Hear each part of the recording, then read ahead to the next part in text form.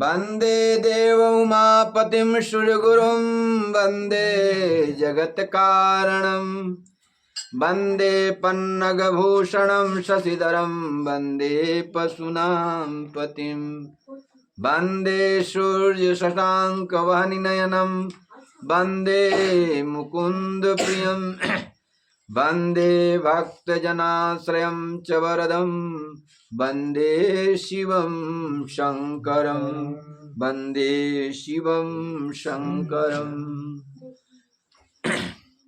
ध्यानमूलं गुरुर्मूर्ति पूजामूलं गुरुपदं मंत्रमूलं गुरुर्वाक्यं मोक्षमूलं गुरुकृपा मोक्षमूलं गुरुकृपा। वंदे बोधमयं नित्यं गुरुर्शङ्कररूपिणं यमाश्रोतोऽपि वक्रोऽपि चंद्र सर्वत्र वंदते। श्री सद्गुरुदेव भगवान की प्रातः स्मरणीय हृदय सम्राट अनंत से विभूषित श्री सद्गुरुदेव भगवान के छत्र छाया में बैठे आप सभी भक्तजन, प्यारे बच्चों, हम लोग श्री सद्गुरुदेव भगवान के चरण शरण में बैठ करके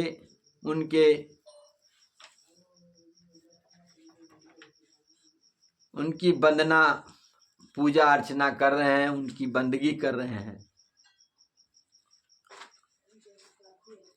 सचमुच में वह जीवन धन्य है जो जिस मानुष तन को पा करके और अपने सांसारिक उत्तरदायित्व का निर्वहन करते हुए, संसार के सारे कार्यों को करते हुए अपने इष्ट की उपासना में थोड़ा समय निकाल लेते हैं। और यही थोड़ा नहीं कहा जाए इसको, यही थोड़ा समय धीरे धीरे करत करत अभ्यास तजी जड़मत होत सुजान रसरी आवत जात है शिल्पे पड़त निशान। जिस प्रकार से कुआं में जब हम रस्सी के सहारे बाल्टी के से पानी निकालते हैं, लेकिन वह कठोर पत्थर पर बार बार वह अभ्यास करता है, वह रस्सी बार बार खींचते हैं हम उसको, बार बार उस पर डालते हैं, तो वह अभ्यास के द्वारा इतना कोमल रस्सी इतनी कोमल रस्सी भी उस कठोर पत्थर को काट देता है। तो वह कैसे काटता है? इतनी कोमलता के बावजूद भी वह कठिन से कठिन, कोमल से कोमल पत्थर को धीरे धीरे वह गड्ढा कर देता है, तोड़ देता है उसको। तो जिस प्रकार से वह अगर रस्सी सोच लेवे पहले दिन ही क्या इतना कठोर पत्थर है, हम कैसे इसको छील लेंगे, नहीं छील सकता है। लेकिन वही दृढ़ संकल्प के द्वारा रस्सी वह प्रयत्न करता है, वह उसका एक माने अनवरत क्रिया है, वह अनायास करता नहीं है। वो अपने कर्म को करते हुए, उसका जो कर्म है, उस रस्सी का कर्म है कुएं से पानी निकालना, लेकिन उस कर्म को करते हुए वह सील को भी घीस देता है, अभ्यास करके बार बार उस पर आने जाने से। ठीक उसी प्रकार से हम अपने जीवन में जब अपने सांसारिक जो उत्तरदायित्व है, बाल बच्चे हैं, गृहस्थी है, माँ है, परिवार है, इष्ट है, कुटुंब है, इन सारी कार्य को करते हुए जब हम थोड़ा समय भी निकाल करके गुरु महाराज जी के भजन करेंगे, भगवान की भक्ति में मन को लगाएंगे, तो जिस प्रकार से वह रस्सी, कोमल रस्सी से वह पत्थर पिघल जाता है, टूट जाता है, गड्ढा हो जाता है, ठीक उसी प्रकार से हम लोगों का यह अभ्यास एक दिन पूर्ण बना देगा और श्री सद्गुरु भगवान जी की कृपा हम पर बन जाएगी और हमारा जो है जीवन, मनुष्य जीवन का जो है उद्धार हो जाएगा, कल्याण हो जाएगा। कल्याण सत्यम शिवम सुंदरम। कल्याण किसे कहते हैं? कल्याण जो है उस सत्य को कहते हैं। सत्य होता है वह भगवान शंकर हैं। सत्यम शिवम सुंदरम, भगवान शंकर जो हैं वो सत्य है, उनका नाम जो है सत्य है। और वह सत्य कैसा है? तो कल्याण स्वरूप है, सुंदर है। तो भगवान का नाम जो है वही सत्य है और वही सुंदर भी है और कल्याणकारी भी है। तो हमारे जीवन में जब हम भगवान को अपनाएंगे तो हमारे जो जीवन है वो सुख स्वरूप हो जाएगा, कल्याण स्वरूप हो जाएगा और सुंदर हो जाएगा, यानी कि पवित्र हो जाएगा। सुंदरता कैसे दिखती है? अच्छी, जब जो व्यक्ति परिपूर्ण होता है, जैसे फूल है, फूल सुंदर कब दिखता है? आपको फूल खिलते हुए सिर्फ सुंदर दिखता है, लेकिन उस सुंदरता को लाने के लिए फूल परिश्रम करता है, परिश्रम सहन करता है। जैसे उसको माली लगाता है, पौधा छोटा सा पौधा होता है, वो उसको बार बार सींचता है और वह धूप में, बरसात में, सर्दी में वह जो फूल का पौधा है वह तपता है, बर्दाश्त करता है, सहता है। प्रकृति के झोंका, हवा का झोंका, धूप का झोंका, पानी का झोंका, और वह जब वह स्थिर रहता है, तप करता है, तब वह अंदर से अपने उर्वरा को प्राप्त करता है, अपनी शक्ति प्राप्त करके अपना विकास करता है, अपने पौधा का विकास होता है। और जब वह परिपक्व हो जाता है तब उससे फूल निकलता है। ठीक उसी प्रकार से हम अब जब गुरु महाराज जी के नाम का संकीर्तन करते हैं, उनके द्वारा बताए हुए मार्ग पर जब हम चलते हैं, तो जो हमारा गुरु महाराज जी का हमारे अंदर डाली हुई बीज है, वह बीज प्रफुल्लित होता है। वह प्रफुल्लित कैसे होता है? तो हमारे कर्म के द्वारा, हमारे भजन के द्वारा। और वह आप क्योंकि कहते हैं आपकी, अरे गुरु महाराज जी के चेला बड़ा, झूठ ना बोला नहीं कहते हैं कि गुरु महाराज जी के चेला हो के ऐसे करवा, निंदा चुगली ना किसी से कीजिए। तो यह जो बीज गुरु महाराज जी का डाला गया है, उस बीज के प्रभाव है, वह अब अंकुरित हो रहा है। जब अंदर से अंकुरित होगा तो हमारा मन जो है पवित्र होगा, हमारा तन पवित्र होगा, हमारा धन पवित्र होगा। और वह उसको प्रफुल्लित करने के लिए ही हम गुरु महाराज जी के समय समय पर उनके स्थान में जाते हैं, परमपुरी भगवान जी के दर्शन करने जाते हैं, संत महात्माओं का सेवा करते हैं। उनकी तन पवित्र सेवा करे, धन पवित्र कर दान, मन पवित्र सुमिरन करे, तीनों वृद्धि कल्याण। हम तीनों प्रकार से श्री सद्गुरुदेव भगवान के आश्रम में जा करके उनके द्वारा बताए हुए मार्ग पर चल करके मन को पवित्र करते हैं। उनकी को अब हमें जितना श्रद्धा है उसके अनुसार हम धन से सेवा करते हैं। महात्मा जी लोग आए, रोटी खिलाए, पानी खिलाए तो सेवा करते हैं। गुरु महाराज जी के आश्रम में जा करके हम तन से सेवा करते हैं, सुमिरन करते हैं, अभ्यास करते हैं, तो हमारा तीनों प्रकार से कल्याण होता है। तो वह जो बीज है वह धीरे धीरे पुष्ट होता है, धीरे धीरे अंकुरित हो जाता है। और जैसे जैसे हमारा मन, वह बीज अंकुरित होता है, वह अंकुरित उसको अंकुरने के लिए, उसको विकास करने के लिए समय समय पर सत्संग में जाना पड़ता है, समय समय पे भजन करना पड़ता है। जितना समय निकले सुबह शाम। हम लोगों को तो गुरु महाराज जी ऐसा जप बताए हैं कि उठते बैठते खाते सोते कभी भी हम नाम जप कर सकते हैं। शुद्ध है अशुद्ध है, नहाए है नहीं नहाए है, अजपा नाम का हम जो जप दिया गया उसको कभी भी कर सकते हैं आप। ऐसा नहीं है कि नहाइए के कर सकते हैं। सोहम का जो जाप दिया गया है, अजपा जाप का, त्रिनाम मुनि नाम मोक्षदायिनी का ये जो जप दिया गया है गुरु महाराज जी हम लोग को दिए हैं, उसके द्वारा ही हम अपने जीवन का उद्धार कर सकते हैं। और आत्मिक विकास हो सकता है, शारीरिक विकास भी हो सकता है, बौद्धिक विकास भी हो सकता है, क्योंकि वह एक पुष्ट मंत्र है, पुष्ट बीज है। और उस बीज को अंकुरित करने के लिए ही हम सेवा सुमिरन भजन के द्वारा इसे और प्रफुल्लित करते हैं। तब जब हम धीरे धीरे उसको सीखते हैं, गुरु महाराज जी के वचनों को सुन करके, समझ करके सुन के जान के, तब जा करके हमारे आपके अंदर, भक्तों के अंदर वह भाव जगता है, वह प्रेम जगता है, वह सेवा और सुमिरन का जो सुगंध है, लोग देख करके आपको कहते हैं कि अरे परमपुरी के भगत हैं, फलना भाई बहुत सेवादार आदमी है, बड़ा दयालु हैं, कृपालु हैं। तो ये कब वह व्यवहार कहाँ से आता है? क्योंकि वह जो व्यवहार का मूल आधार है वह गुरु महाराज जी का बताया हुआ वह बात है, बताई हुई जो वह बीज मंत्र है। उसके देखिए, भय बिनु हो ही न प्रीत, भय से के बिना प्रीति नहीं होता है। तो वह भय क्या है? गुरु महाराज जी का भय है। गुरु महाराज, हम लोग डॉक्टर बाबा कहते थे कि हमें बराबर याद रखना चाहिए अपने कुल में, कि हमारा ऐसा ना हो कि हम फलाना कुल के, फलाना आश्रम के हम शिष्य बने हैं, कोई ऐसा हमारे से कार्य न हो जाए जिससे हमारे आश्रम की बदनामी हो। हमारे बाप दादाओं का बराबर ध्यान रखना चाहिए कि अरे हमको ऐसा कोई कार्य न कर दें कि कहे कि अरे फलना के नाती रहे, देखा ना इसे फलना के बोल दिलस, फलना के ये धन ले लिया, फलना के मान सम्मान के पर ठेस पहुंचाया।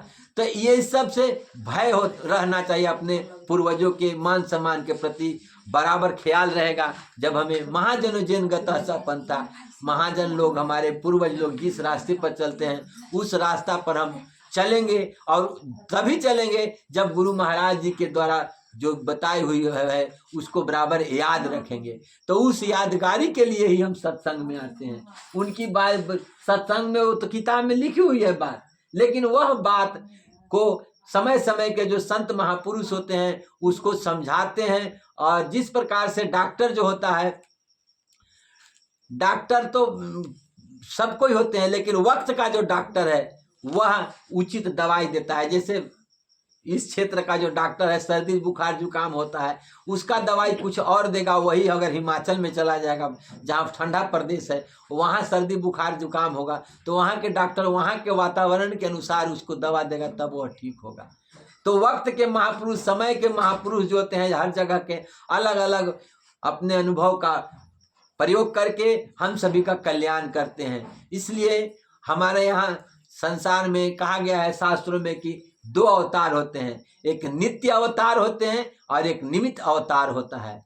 तो नित्य अवतार हमारे संत महापुरुष समय समय पर आते हैं, और निमित्त अवतार जो है वह भगवान विष्णु भगवान का अवतार हुआ, राम का अवतार हुआ, कृष्ण का अवतार हुआ। क्योंकि वह निमित्त एक ऐसा निमित्त बन कर के आए हैं कि उस युग में उस राक्षस का बहुत अतताय हुआ। जैसे सतयुग में हिरण्याक्ष और हिरण्यकश्यपु के अत्याचार से को खत्म करने के लिए, उनके संहार करने के लिए आपको नरसिंह अवतार लिए भगवान विष्णु भगवान। राम जी, भगवान राम आए, मर्यादा पुरुषोत्तम राम आए, रावण के अत्याचार से संसार को उद्धार करने के लिए निमित्त मात्र बन करके आए। तो निमित्त क्या बना? राक्षसों का अत्याचार, वह राक्षस था रावण। उसी तरह से कंस के निमित्त भगवान श्री कृष्ण की का अवतार हुआ। उसी तरह से 10 अवतार हमारे हैं, तो उन सब का अवतार कोई निमित्त बन करके आए और उनका उद्धार करके और मार्ग बता करके और संसार को कैसे चला जाए कि इसको ज्ञान बता करके उन लोगों ने चले गए। और जो नित्य अवतार होते हैं वो संत सद्गुरु भगवान होते हैं, जो उन निमित्त अवतारों के का जो क्या गूढ़ रहस्य बता करके गए हैं, उन गूढ़ रहस्यों को समझाने के लिए, वक्त के अनुसार बताने के लिए संत महापुरुषों का समय समय पर आप सबके बीच आगमन होता है। आप सब उनके पास जाते हैं और वह नित्य अवतार हमारे सद्गुरुदेव भगवान समय समय पर आते रहते हैं। तो कहने का मतलब है कि हम जब तक इस संसार में आए हैं, यह गुरु महाराज जी कहते थे कि यह प्रमाण है कि हम लोग अभी मुक्त नहीं हुए हैं, अगर मुक्त होते तो इस मानुष तन को नहीं प्राप्त कर सकते थे। तो कुछ न कुछ कमी रह गई है, तो हम लोग को कोशिश करना चाहिए कि इसी जन्म में ही हम गुरु महाराज जी का अधिक से अधिक बताए हुए विधि को जप करके, उनका ध्यान करके, उनका पूजा करके, पाठ करके हम अपने जीवन का उद्धार करें। और जीवन का उद्धार क्या करना है? उद्धार यही करना है और इसी जन्म में करना है, अपने आचार विचार व्यवहार से ही। गुरु महाराज जी कहते थे व्यवहार शुद्ध परमार्थ शुद्ध। जिसका व्यवहार शुद्ध रहेगा उसका परमार्थ शुद्ध बनेगा, जिसका व्यवहार गलत रहेगा उसका परमार्थ गलत रहेगा। व्यवहार शुद्ध हो गया तो मुक्त हो गए, व्यवहार गलत हो गया तो नरक में गए। व्यवहार शुद्ध है तो व्यवहार ही सब चीज है, क्योंकि व्यवहार से ही परमार्थ का बनना और बिगड़ना होता है। आपका जैसा समाज में व्यवहार है उस अनुसार आपका लोग नाम लेते हैं। गांव में बहुत से लोग होंगे, कोई अच्छा काम करता होगा, सब लोग से मिलजुल करके रहता है तो उसका परमार्थ बन रहा है। बहुत लड़ाकू है, झगड़ालू है, कुछ बोल देते हैं, कुछ कर देते हैं, किसी का बर्दाश्त नहीं करते हैं, तो वह उनका व्यवहार आदर के साथ कोई नाम नहीं लेना चाहता है उनका। उसका कोई नाम दूसरों आदमी ले लेता है तो उससे लोगों को घृणा हो जाता है, तो उनका व्यवहार बिगड़ गया है। तो व्यवहार बिगड़ने से उनका परमार्थ भी बिगड़ जाता है। तो सचमुच में उस व्यवहार को बनाने के लिए हम लोग सदगुरु भगवान के पास जाते हैं, संत महात्माओं के पास जाते हैं। इसीलिए कहा संत न होते जगत में जलमरता संसार। संत महापुरुष है, संसार के जीवों को समय समय पर उनको आगाह करते हैं, समझाते हैं, उनको चेतावनी देते हैं कि भाई तुम चेतो, यह जो मानुष तन है यह बार बार नहीं मिलता है, और यह तुम्हारे यह विशेष विवेक जो दिया गया है वह 83,99,999 जीवों के पास नहीं है। वह जो विवेक है सिर्फ आपके पास है। जिस प्रकार से सभी जीव जो हम कर्म करते हैं, जन्म देते हैं बच्चे को, लालन पालन करते हैं, उनका खाना पीना खिलाते हैं, ये सारा कर्म बाकी जीव भी करते हैं। लेकिन हमको जो विशेष पावर मिला गया है विवेक का, उस विवेक का उपयोग करके ही हम भगवान के नाम का सुमिरन करते हुए आगे का कर्म बनाते हैं। बाकी जोनियों में हम आगे के कर्म को बना नहीं सकते हैं, सिर्फ किए हुए कर्म का भोग करते हैं। मनुष्य जन्म में किए हुए कर्म का उपभोग हम बाकी जोनियों में करते हैं। तो यह विशेष जो जोनी मिला है इसका उपभोग करते हुए हम कैसे परमार्थ बनाएं, इस गूढ़ रहस्य को जानने के लिए ही हम लोग संत महापुरुषों के पास जाते हैं। तो जितना अधिक से अधिक संख्या में समय दे करके, जितना अधिक हम अपने कर्म को भगवत अर्पण करते हुए समाज को देंगे, समाज उतना ही आपके से प्रभावित होगा, परिवार प्रभावित होगा। तो आपका जस कीर्ति क्या है? वही परमार्थ है, वही धर्म है। गुरु महाराज जी ने धर्म की परिभाषा बहुत संक्षेप में बताया कि अपने स्वधर्म का पालन करने में, जिसका जो भी स्वधर्म है। हम लोग यहाँ बैठे हैं, सबका अलग अलग, कोई बाप दादा बन करके है, कोई नाती बन के है, कोई पोता बन के है, कोई पुतोह बन के है, कोई बहू बन के है, कोई बेटी बन के है, कोई सासू बन करके है, कोई दादी बन के है, कोई दादा बन के है, कोई नाना बन के है। तो सबका अलग अलग स्वधर्म है। तो उस स्वधर्म के पालन आप ठीक ढंग से कर रहे हैं तो आप अपना धर्म कर रहे हैं। और वह स्वधर्म अगर बन रहा है तो आपका पूजा पाठ सब हो रहा है, आपका जीवन बन रहा है, सुधर रहा है। लेकिन उस स्वधर्म को हम कर रहे हैं ठीक से कि नहीं, इसका मनन शाम को करने के लिए गुरु महाराज जी ने कहा कि श्रवण करो फिर मनन करो। यानी जो बात सुने हैं उसको अपने मन में विचार कीजिए कि महात्मा जी कह रहे हैं, गुरु महाराज जी जो हमको कहे हैं, जो नाम दीक्षा दिए हैं, वो सचमुच में सही है कि नहीं, शास्त्र के अनुसार है कि नहीं, हमारे पूर्वजों के अनुसार है कि नहीं। अगर इन बातों पर विश्वास हो जाता है, श्रद्धा हो जाती है श्रवण के द्वारा, तो फिर उस पर विचार कीजिए। अगर विचार कर ले तो अच्छा लगता है, तब उस पर आप चलिए।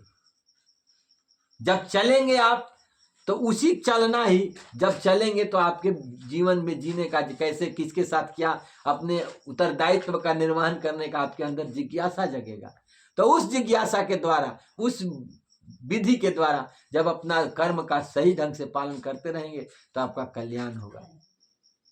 लेकिन इस संसार में कहत कठिन, समझत कठिन, साधत कठिन विवेक, होय धुनाक्षर न्याय प्रत्यु अनेक। तो कहा कि कहत कठिन, समझत कठिन, माने कहना कठिन है, कहने के लिए तो कह दिया आदमी। समझत, कहना माने कहना या सुनना, सुन करके उसको समझना, और समझ करके उसको साधना मतलब अपने जीवन में उतारना। इनको पहले जो कहते हैं उसको सुनना है, सुन करके उसको समझना है, समझ करके उसको अपने जीवन में उतारना है।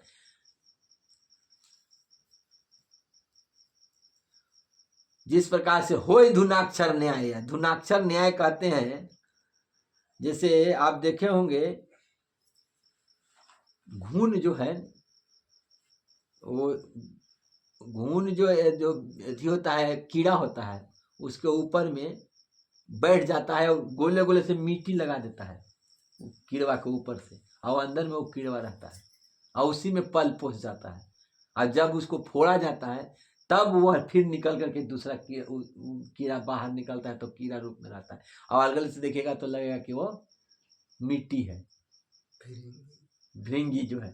धुनाक्षर न्याय कहते हैं उसी को, घुन के एक तरह से उस पर वो बैठ जाता है, मिट्टी का घरौंधा जिसको कहते हैं। न देखें कहीं कहीं दीमक उमक का बड़ा बड़ा कुम्हैनिया जो कहते हैं, वो धुनाक्षर न्याय के द्वारा ही अपना जीवन व्यतीत करता है। तो वो बहुत कठिन काम है, वो जल्दी नहीं बनता है, वो उसमें बहुत उसको मेहनत करना पड़ता है। 3 तरफ से पहले वो अपना बनाता है मिट्टी का, फिर बना के उस पर अपना बच्चा को बैठाता है, फिर उस पर धीरे धीरे धीरे मिट्टी ला के मैंने 3 परत में वो काम करता है। तो वो गुणाक्षर न्याय, गुणाक्षर को वो बहुत प्रबल प्रक्रिया है। तो उस तरह से हम लोग को कहना कठिन है, इस पर धीरे धीरे ही लेकिन जब तक जिस प्रकार से उतना कोमल रस्सी उस पत्थर को अति कर देता है, तोड़ देता है, रगड़ ये गड्ढा कर देता है। तो कहते गुरु महाराज जी कहते हैं कि हमारे संत महापुरुष कहते हैं कि अगर आप उसको लगे रहिएगा, अभ्यास करते रहिएगा, तो वह जरूर सफलता मिलेगी। न कि असंभव को संभव करने का काम हो जाएगा, ये ऐसा विश्वास है मन में। विश्वास रख करके ही कोई कार्य को करना चाहिए। और संत तो ऐसे होते हैं कि कहा गया, संत दरस को जाइए तज ममता अभिमान, ज्यों ज्यों पग आगे बढ़े कोटिन यज्ञ समान। तो जब हम कहीं भी सत्संग में जाते हैं तो हमारे अंदर ऐसा भाव होना चाहिए कि हम अपने गुरु महाराज जी के दर्शन के लिए जा रहे हैं, तो वहां जाने से हमारा मन पवित्र हो जाएगा। ममता को त्याग करके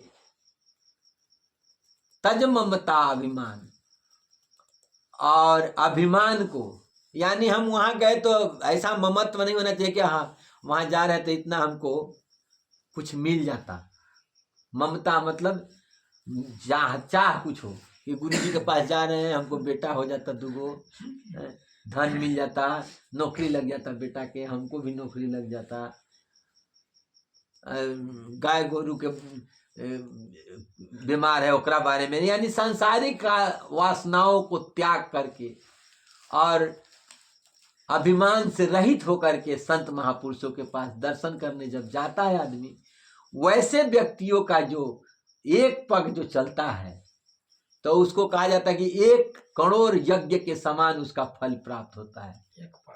एक पग चलने से, मान ली कि आप यहाँ से ब्रह्मपुरी जा रहे हैं गुरु महाराज जी के दर्शन निमित्त, तो आपके मन में अगर कोई जिज्ञासा नहीं हो, कोई लालसा नहीं हो, अभिमान नहीं आया, तो आपका हो जाएगा हम कार से आए ली गुरु जी हमरा गेली तो वहाँ खाहू ला न पूछलन, बतावा नहीं तो 2 रोटियों न देना, एक पानी एक गिलासों न देना।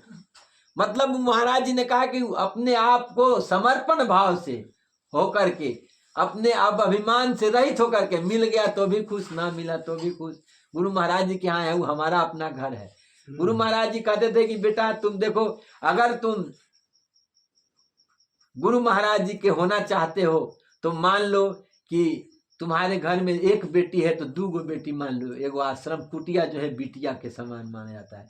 जितना तुम श्रद्धा अपने बेटी के यहाँ जाते हो, तो जितना लेकर के जाते हो उतना हमारे गुरु महाराज जी के यहाँ जब लेकर के ऐसा भाव जगेगा तुम्हारे अंदर होगा, तब ममत्व आएगा, गुरु महाराज जी से प्रेम प्रगाढ़ होगा। जिस प्रकार से जब आप बेटी के यहाँ जाते हैं तो कितना प्रेम होता है, कितना भाव होता है, तो उस भाव से के साथ जब आप जाएंगे और उस भावना में, अब बेटी के यहाँ भी अब जाते हैं तो अब तो खैर बेटी से सब कुछ ले भी ले रहे हैं, पहले लोग बेटी के यहाँ पानी भी नहीं पीते। क्योंकि दान हम किए हैं, जिसके यहाँ दान किए हैं उसके कुछ खाएंगे नहीं, कुछ लेंगे नहीं, कुछ देंगे नहीं, ऐसा भाव होता था। तो वही कहा उन्होंने कि संत दरस को जाइए तज ममता अभिमान। ममता, अब देखिए बेटी के यहाँ जाते हैं तो ममता को लेकर के अपने नहीं जाते हैं, आपको ममता इतना ही है कि हमारी बेटी है, लेकिन उससे कुछ चाह नहीं होता है, उससे आपको जिज्ञासा नहीं होता है। बेटी को कुछ देने जाते हैं, आशीर्वाद लेने जाते हैं, या उसको हम अपने जो आपका व्यवहार है उसको निभाने जाते हैं। अगर उसके यहाँ लेने का भावना आ जाता है तो आपका भी वो भी जाना बेकार हुआ। तो कहा कि तज ममता अभिमान, अगर ममता और अभिमान को त्याग करके आप संत महात्माओं के दर्शन को जाइएगा तो तब आपका जो है क्या मिलेगा, इतना को त्याग दीजिएगा तो इतना फल मिलेगा कि वो रुपया पैसा धन दौलत से क्या मिलेगा। कोटि यज्ञ करने में कितना खर्चा होता है, हवन सामग्री लावा तो इतना खिलावा, इतना पिलावा, इतना महात्मा बुलावा, सत्संग करावा, कीर्तन करावा, तो उन सबका फल ही एक पग चल जाने में होता है। लेकिन ऐसा भाव बनाने के लिए ही हमें गुरु महाराज जी तरह तरह से हमें कथा सुनाते हैं, और ऐसा हमारे शास्त्रों में वर्णन है, और इस पर चल करके ऐसा हुआ है। ये कथा है आपको महाभारत की। महाभारत में जब युधिष्ठिर जी अश्वमेध यज्ञ कर रहे थे, तो अश्वमेध यज्ञ में जो ब्राह्मण लोग थे उनको बोले कि आपका जब अश्वमेध यज्ञ खत्म हो जाएगा और जब भंडारा होगा तो वो भंडारा में आपको घंट घड़ियाल बजेगा तभी अश्वमेध यज्ञ पूर्ण माना जाएगा, न तो नहीं, अगर बजेगा तो पूर्ण नहीं होगा। तो अश्वमेध यज्ञ खत्म हुआ तो भंडारा हुआ, सब कोई खा लिया, जितना प्रजा के सबके निमंत्रण लिए थे, उनका जितना भी ब्राह्मण थे गौ दान किए, सोना दान किए, चांदी दान किए, जितना भी हाथी घोड़ा दान करना था खिलाए पिलाए सबको, हीरा जवाहरात सब दिए ब्राह्मण को, पंडित जी लोग को, गरीब लोग को भी खाना खिलाए। इसके बाद जब खत्म हो गया भंडारा शाम के, अब देखे कि कोई खाने वाला आ भी नहीं रहा है, तब वो बोले कि घंटी बजा ही नहीं। तो युधिष्ठिर जी अपने मंत्रियों को बुलाए और अपने जो ब्राह्मण लोग थे, यज्ञ करने वाले, आहुति देने वाले जो आचार्य जी थे, उनसे पूछा उन्होंने कि सरकार कौन कमी रह गया हमें कि हम वो यज्ञ पूर्ण का वो घड़ी घंटा नहीं बजा, यानी कि मेरा अभी जो अश्वमेध यज्ञ वो पूरा नहीं हुआ है।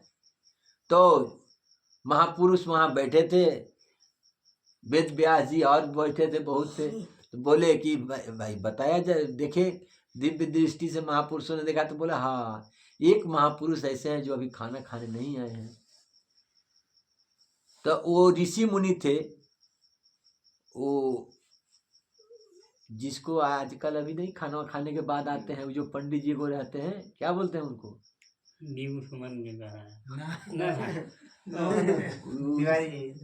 उनको सोपच ऋषि कहते थे, लेकिन सुपन भगत भी नाम था। स्वपन भगत से डोम नहीं, उस ऋषि मुनि थे, तो अभी पंडित जी आते हैं हम लोग के यहाँ, उसको जगवा कहते हैं। हाँ, जागा पंडित होता है, वो लोग भाट टाइप पे तो वही थे, वही ऋषि थे वो। सुनिए सुनिए भट्ट भट्ट है उनका नाम था, सोपच भी कहते थे, उनको मुनि थे वो। तो वो आए तो वो कहे कि नहीं हम ऐसे नहीं जाएंगे खाना खाने आपके यहाँ यज्ञ में से। हमको युधिष्ठिर जी गए तो बोले कि सरकार चलिए, तो बोले कि नहीं हम ऐसे खाना खाने नहीं जाएंगे, से मेरा एक शर्त है, और वो जो शर्त को पूरा करेंगे तभी हम आपके यहाँ जो है यज्ञ में भोजन ग्रहण करने जाएंगे, प्रसाद ग्रहण करने जाएंगे। तो बोले कि क्या शर्त है, तो बोले कि 1 करोड़ यज्ञ का फल, जो 1 यज्ञ का फल जो देगा हमको, 1 यज्ञ का फल जो प्राप्त किया होगा, अश्वमेध यज्ञ का फल है वो, तो वो अगर वही हमको लिए जा सकता है, उसका फल हमको देना पड़ेगा उतना। तो बोले कि अभी तो हम सरकार पूरे नहीं हुआ, 1 अश्वमेध यज्ञ किए हैं और उसका फल आप मांग रहे हैं, तो हमारे वो है कहाँ वो हम दे। सब कोई गए, थक गए, तो सब उदास बैठे थे महल में पांडवों के। तो द्रौपदी क्या को ये खबर लगी कि भाई सब कोई उदास काहे बैठे हैं, राजमहल सुनसान लग रहा है, भंडारा खत्म हो गया, सब कोई को खुशी मनाना चाहिए था। उनको खबर लगी तो द्रौपदी जी बोली कि हाँ इसमें कौन बड़ी बात है, मैं जाऊंगी उनको लेने, मैं जाऊंगी उनको लेने। तो बोली कि आप कैसे जाओगी लेने, वो आपसे आ जाएंगे, हम लोग इतना राजा थे, सब थे भक्त हैं, 5 पांडव गए नहीं आए। तो कहे कि हम जाएंगे वहां, हमको आप छोड़ दीजिए, हमको रथ सजा दिया जाए, हम अपना जाएंगे उनको लेने। द्रौपदी जी को रथ सजा दिया गया, ना जो सारथी था, सारथी लेके वहां गई द्रौपदी जी के को उन स्वपच ऋषि के पास हो। तो उनके पास गए तो बोली कि प्रभु चलिए हमारे यहाँ। तो अपना जो उनका शर्त था उस शर्त सुनाए कि हम तभी खाना जाएंगे जब 1 यज्ञ का फल हमको दे दीजिएगा, उसमें 1 यज्ञ का फल तुम हमको दो, प्राप्त है करके आए हो तो उसका हमको फल दे दो। बोली कि सरकार हमने तो सुना है कि संत दरस को जाइए तज ममता अभिमान, तो हम तो आपके दर्शन के लिए आए हैं और अपने महल से यहाँ तक आए हैं, अपने आपके साथ पैदल आ रहे हैं, सारथी को उधर ही रोक दिए बीच उनके अथी से आगे से, हम इतना पैदल आ रहे हैं, हम सुने हैं आप लोग के महिमा की, संतों की महिमा बहुत है, हमारे गुरुजनों ने बताया है कि संत दरस को जाइए तज ममता अभिमान, ज्यों पग आगे बढ़े कोटिन यज्ञ समान। तो हम आपके पास आए हैं सिर्फ दर्शन करने, हम आपको बुलाने तो आए नहीं हैं, आपको पहले हमारा जो दर्शन का फल है उसको दे दीजिए, हमको आपसे कुछ जिज्ञासा नहीं है। करोड़ों फल का हम 1 डेंग का, हम सैकड़ों हजारों डेंग आए हैं, उस डेंग में से 1 यज्ञ का फल आप ले लीजिए हमारा, और बाकी यज्ञ का फल हमको दे दीजिए, और उस हमारे यहाँ युधिष्ठिर के यहाँ फिर चलिए अपना भोजन ग्रहण करने। तो वह ऋषि मुनि थे, उसके बाद से कायल हो गए कि बात तो सही कह रही है, हमारे पास इसको तो चाहना कुछ है नहीं, दर्शन करने आ रहे हैं भाई, तो करिए हम दर्शन करने आए हैं, चाह तो बाद में है, पहले तो दर्शन करने आए हैं, हम चाहते तो हम है ही नहीं है कुछ, क्योंकि जब आए तो पहले हम दंडवत प्रणाम, तो उस समय तो हमारी कोई जिज्ञासा थी नहीं, तो जब आए आपको दंडवत किए, दर्शन किए, तो दर्शन का फल हमको मिल गया, और दर्शन का फल उतना जैसे दे दीजिए, तब हम कह रहे हैं आपको कि अब हमारे यहाँ यज्ञ में चलिए भोजन ग्रहण करना है। तो पहले तो हमको फल मिल जाना चाहिए ना, तो उतना फल तो हमको पहले मिल गया, तो उस फल में से 1 यज्ञ का फल आप ले लीजिए, बाकी जो फल है मेरे को आशीर्वाद स्वरूप मिल गया है, और आप बदले में अब मैं आपसे विनती कर रही हूँ कि आप चलिए युधिष्ठिर महाराज जी के यज्ञ में खाना खाइए, प्रसाद ग्रहण कीजिए।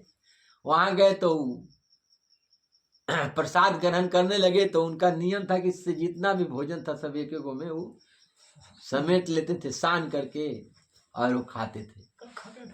वो खाने लगे, वह कोई हंस गया, हंस दिया तो फिर नहीं बजा, घंट घड़ियाल बजबे नहीं किया। फिर शंका हो गया लोगों को कि उसी पांडवों में से, फिर भी नहीं बजा तो फिर बोले अरे ये खाना खा रहे थे तो आप लोगों ने चिढ़ा दिया इनको, फिर अब मनाइए, फिर प्रार्थना कीजिए। फिर सब ऋषि मुनि आकर के सब प्रार्थना किए और जो पांडवों सब मिल करके कि प्रभु क्षमा कर दीजिए, जो हंसे हैं उससे गलती हो गया है। फिर दोबारे जब खाया और आशीर्वाद दिए कि अब आपका यज्ञ पूर्ण होगा, तब जाके घंट घड़ियाल बजा और उनका जो है यज्ञ पूर्ण हुआ, अश्वमेध यज्ञ का फल उनको प्राप्त हुआ। तो कहने का मतलब है कि कोट ये जो हमारा जो जब हम निष्काम होकर के कुछ कामना से रहित होकर के, अभिमान से रहित होकर के जब हम अपने संत गुरु भगवान के पास जाते हैं तो हमारा जो है ऐसे ही मन पवित्र होता है, मन जो है एकदम निश्चल हो जाता है। क्योंकि गुरु महाराज जी कहते थे कि मन खाली रहेगा तबे ना कुछ भरिएगा। अब मन में कीड़ा करकट भरा हुआ है, काम क्रोध लोभ मोह अहंकार ईर्ष्या द्वेष निंदा चुगली तरह तरह के बैर विरोध, तो इन सब चीजों को निकालने के लिए का जो स्थान है वो गुरु महाराज जी का दर है, सत्संग है, कीर्तन है, भजन है। जैसे जैसे वह निकलेगा उसमें से आपके मन के अंदर से चित्त के अंदर से, वैसे वैसे गुरु महाराज जी का जो है वचन उसमें प्रभाव घुसेगा, और जब घुसेगा तो चित्त वृत्ति धीरे धीरे आपका पवित्र होगा, वैसे वैसे मन लगेगा भजन में, कीर्तन में, सत्संग में, आने जाने में। कभी देखे किसी किसी को दीवाना हो जाते हैं, जैसे वो मोहन जी हैं, जब मन होता उछड़ता है तो चल देते हैं परमपुरी, चल देंगे मोड़ डेरी। क्यों? क्योंकि जहाँ जाए धन वहाँ जाए मन। जहाँ जिसका धन लगता है, चाहे शारीरिक शरीर से कमाया हुआ धन है, रुपया पैसा कमा करके दे रहे हैं गुरु महाराज जी को, वो भी धन है, और मन से किया हुआ जो भजन है वो भी धन है, भजन का धन। तो वह भजन जब गुरु महाराज जी के चरणों में लगेगा तो मन स्वाभाविक वहाँ जाएगा। तो जितना अधिक से अधिक अपने मन को गुरु महाराज जी में लगाइएगा, तन से, मन से, वचन से, तीनों विधि से कल्याण करना चाहते हैं तो गुरु महाराज जी के बताए हुए रास्ता पर चलिए। तो इन्हीं चंद शब्दों के साथ मैं अपनी वाणी को विराम दूंगा। बोलिए सदगुरु भगवान की जय।